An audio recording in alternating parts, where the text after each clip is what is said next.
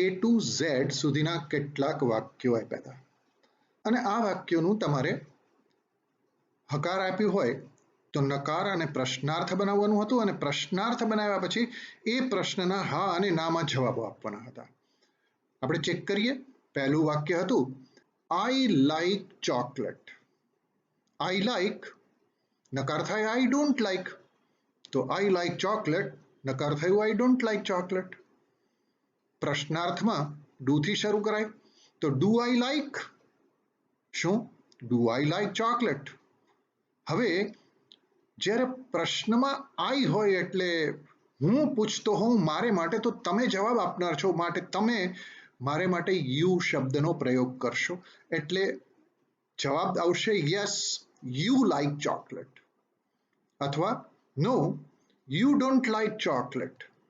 એટલે મિત્રો યાદ રાખજો, જો પ્રશ્નમાં આઈ હોય તો જવાબ સામેવાળી વ્યક્તિ આપે છે, માટે એ તેને માટે યુ સર્વનામનો પ્રયોગ કરશે. પણ આ વાક્ય આવ્યું હી પ્લેઝ ફૂટબોલ એવરી ડે, તો અહીંયા નકાર થયું ત્રીજો પુરુષ એકવચન એટલે ડઝન્ટ પ્લે, પ્લેઝ નહીં, he doesn't play football every day. પ્રશ્નાર્થ ડઝ થી શરૂ થાય. Does he play football every day? Yes, he plays football every day. No, he doesn't play football every day. એટલે જોજો, નકાર હોય ડઝન્ટ, પણ ત્રીજું પુરુષ એકવચન હોય તો જ્યારે એફર્મેટિવમાં હી પ્લેઝ કહીએ છીએ ત્યારે નેગેટિવમાં હી ડઝન્ટ પ્લે એમ કહેવાય છે. Lisa studies English. Lisa doesn't study English. પ્રશ્નાર્થ થાય Does Lisa study English? જવાબ હામાં Yes, Lisa studies English. નામાં જવાબ આપો તો No, Lisa doesn't study English. ત્યાર પછીનું વાક્ય હતું દોસ્તો Jim and I live in Rajasthan. તો જીમ એન્ડ આઈ બે વ્યક્તિઓ છે માટે બહુવચન થયું, તો Jim and I don't live in Rajasthan, એટલે કે we don't live in Rajasthan. Don't ને બદલે ડુ નોટ વાપર્યું હોય તો ચિંતા નથી. Jim and I do not live in Rajasthan. Do Jim and I live in Rajasthan? Yes, Jim and you live in Rajasthan. આઈનું યુ થયું. No, Jim and you don't live in Rajasthan.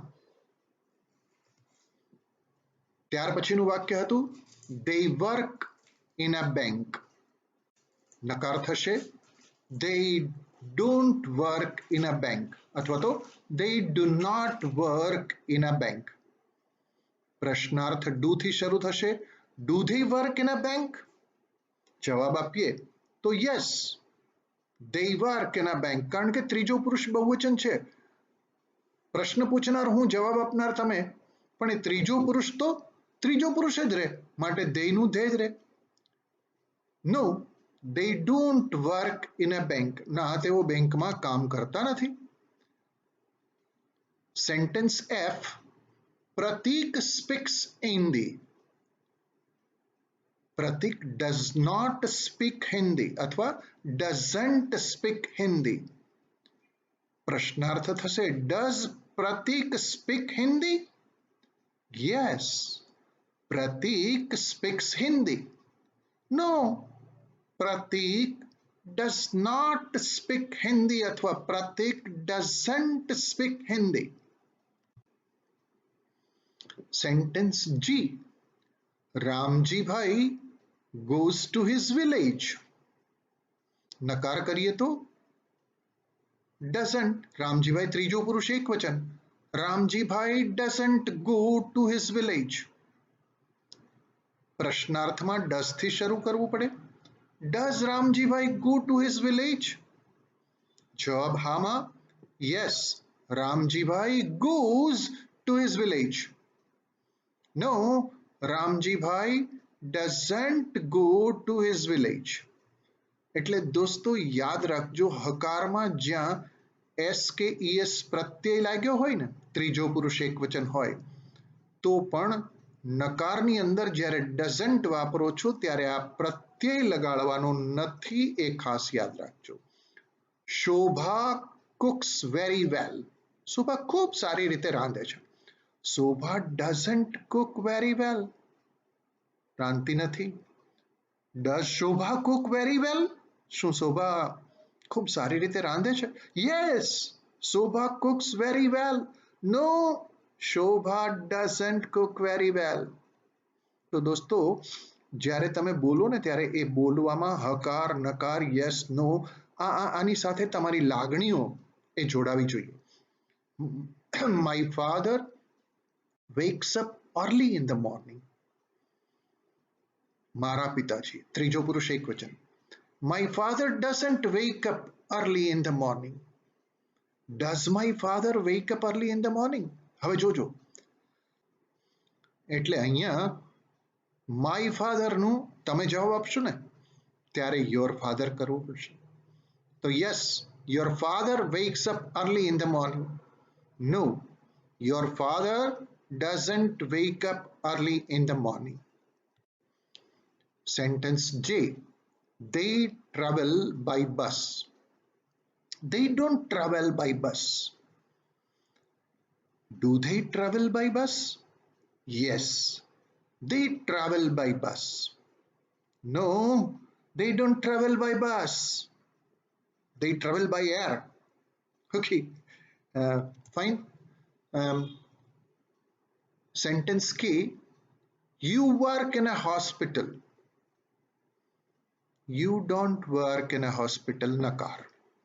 પ્રશ્નાર્થ, do you work in a hospital? હામાં જવાબ આપીએ yes, I work in a hospital. જો પ્રશ્ન તમને પૂછો, do you work in a hospital, શું તમે હોસ્પિટલમાં કામ કરો છો? તમે જવાબ આપશો ત્યારે શું કહેશો? Yes, I work in a hospital. હા, હું હોસ્પિટલમાં કામ કરું છું. No, I don't work in a hospital. ના, હું હોસ્પિટલમાં કામ કરતો નથી. કદાચ આમાં આગળ વધવું હોય તો એમ કહેવાય કે I work in a school. I work in a shop.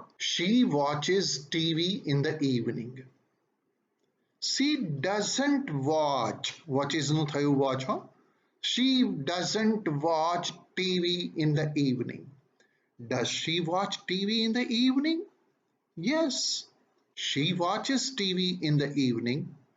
No, she doesn't watch TV in the evening. દોસ્તો, આ વાક્યોને સીધી રીતે સમજવા હોય ને તો આમાંથી ટીવી ઇન ધ ઇવનિંગ ને એક બાજુએ મૂકી દઈએ તો પહેલું વાક્ય આવું થયું કે she watches. નકાર થયું she doesn't watch. પ્રશ્નાર્થ, does she watch? હામાં જવાબ yes, she watches. No, she doesn't watch. Pedro and Lucas play piano. Pedro and Lucas don't play piano. બે છે, ત્રીજો પુરુષ બહુવચન છે. Do Pedro and Lucas play piano?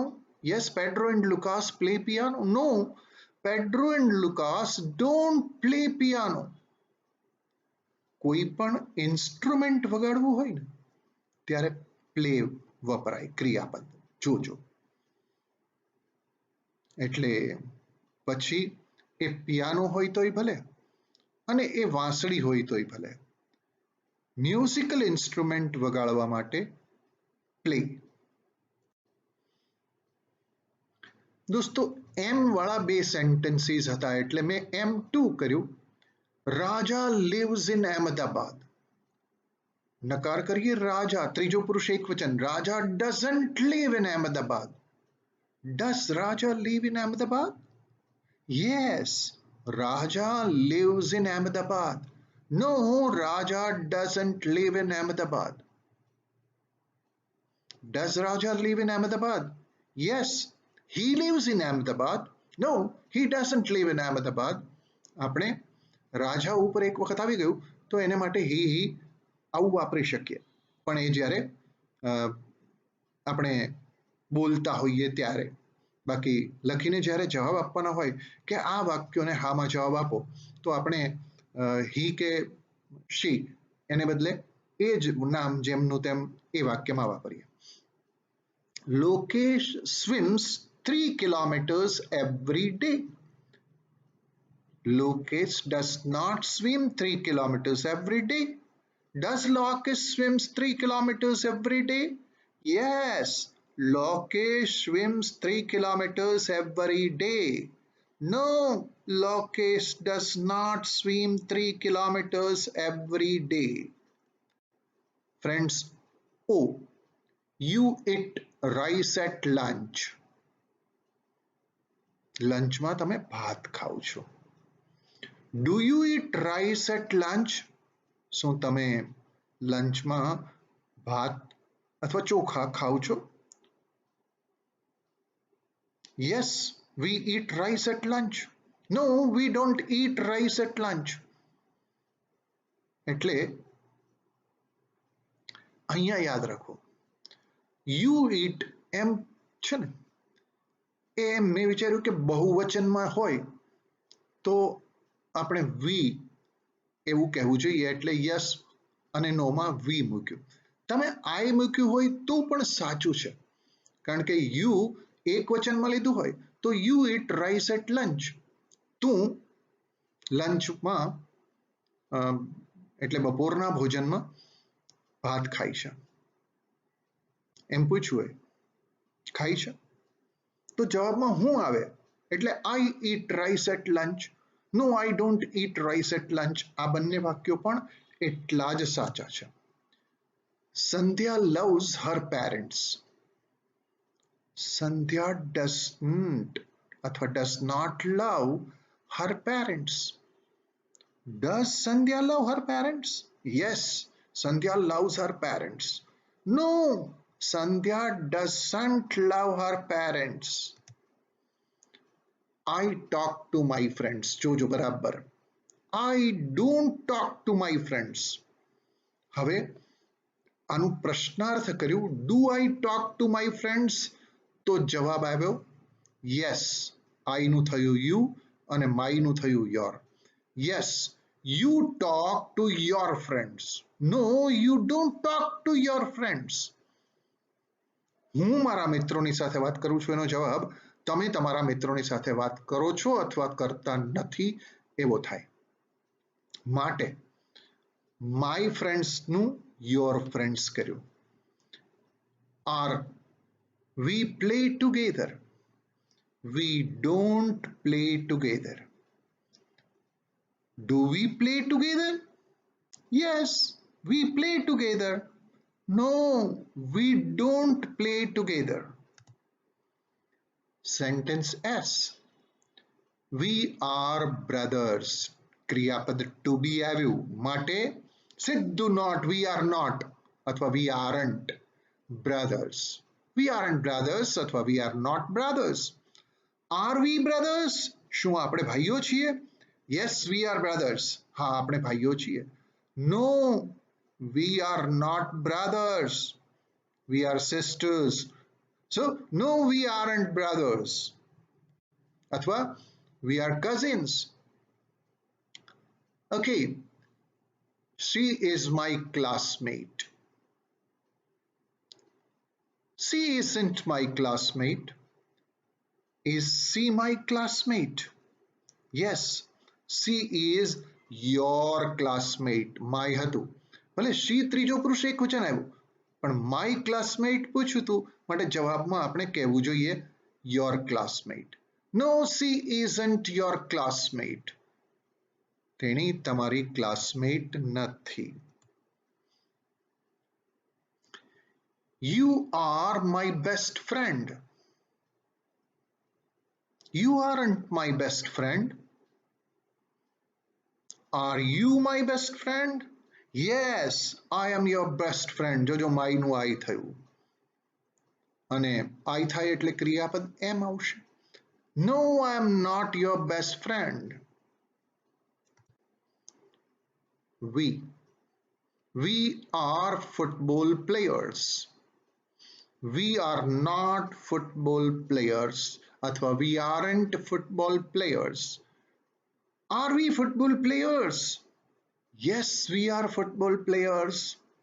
No, we aren't football players. Sentence W. It is a mango tree. It is not a mango tree. It isn't a mango tree. Is it a mango tree? Yes, it is a mango tree. No, it is not a mango tree. You all are here. You all aren't here. You all are not here. अथवा are you all here? Yes, we all. કારણ કે જોજો અહીંયા all કહ્યું છે તો પછી એક કરતા વધારે જ હોવા જોઈએ માટે we જ વપરાય અહીંયા I ન વપરાય. We all are here. No, we all are not here. अच्छा, પ્રશ્ન પૂછનાર હિયર વાપરતો હોય તો જવાબ દેનાર જો દૂર હોય તો ધેર કહી શકે. એટલે yes, we all are there. No, we all are not there. આ પણ સાચું છે. God loves us. God doesn't love us. Does God love us? Yes, God loves us. No, God doesn't love us. જોજો મિત્રો, God GOD ગમે ત્યાં વપરાય, G capital જ હોય. And last sentence Z, I know present tense now. Now સમય દર્શક શબ્દ કાં તો વાક્યમાં પહેલા વપરાય અથવા છેલ્લે વપરાય. એટલે now I know present tense अथवा तो I know present tense now. નકાર કરીએ I don't know present tense now. Do I know present tense now? જવાબ yes, you know present tense now. No, you don't know present tense now. તો મિત્રો આ બધા જ વાક્યોને ફરી એક વખત ચકાસી લેજો, જોજો, બરાબર સમજજો. આ રીતે બોલવાની પ્રેક્ટિસ કરશો ને એટલે આપણે જ્યાં પહોંચવું છે ને કે મારે બોલતા શીખવું છે, તો એ બોલતા શીખવા માટે આ ઉચ્ચારણો, આ લઢણ એ બહુ મહત્વની છે. એટલે ફરીને ફરી મારી સાથે બોલજો, આ વિડીયો જોજો, મારી સાથે બોલજો અને આવા વાક્યોને પ્રેક્ટિસમાં લેજો. Okay, good luck.